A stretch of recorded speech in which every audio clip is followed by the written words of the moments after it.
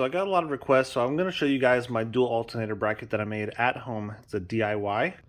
And the reason why I had to have a DIY is because they don't make one of these for my truck. My truck is an F250 with a 7.5 liter 460, and it comes with one alternator at the top installed on this bracket right here.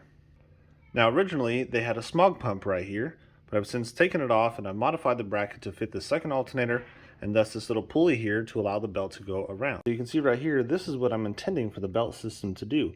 After running this back and forth a few times, you can see that the pulley and the belt are riding pretty well perfectly. I've done it this way to try to get a little bit more angle on each of these pulleys to make sure that the belt grabs them nice and tight. As for the bracket itself, it bolts from that hole right there, that hole right there, this hole right here, and that hole right there. So it mounts to 4 separate points on the engine. So this thing is super strong, and it's the factory bracket.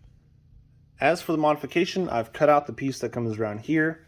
I've added this extension. I've actually machined it and press fitted in there, so it's just one piece. It's not just a spacer.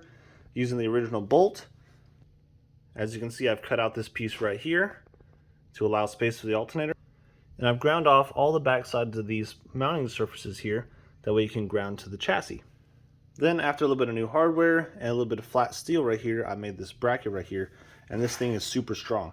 I've had this installed in the truck already, and I've wiggled it super hardcore, and I cannot get this guy to wiggle at all. One thing I've also done is I've machined some threaded holes into here on each side of the case, and I've ground the metal down nice and shiny because I'm going to attach my ground points right here. I want the ground points to go here because there's too many handoff points between the bracket and the frame to get back to the battery properly. I'll have to get the appropriate bolts for this, but you can pretty much see that it's going to do something like that, the positive and the negative, and on the top side it'll do something just like that right there, and they will come together here and they'll go up to where they need to go. I'm running this custom-made fuse block here to run all this wiring back to the main system and then to the back of the truck. I had one of the guys in the group custom make this, and it's all CNC machined, all stainless hardware. And of course, I use my own sticker here for the logo. So this is a 2-aught welding cable from EB Flex, and these are going directly to the back, directly to the lithium bank. There will be another ground that comes off here, a 1-aught ground, like so, that will go from here to the battery. These big red ones are going to go to the fuse block, and this back to the battery, and then of course to the back, to the big batteries in the back. Of course, once the power comes to the back here, it will feed into this battery bank here, through these little fuse blocks here, and then out to the different devices like the amplifiers and the DSP and everything like that.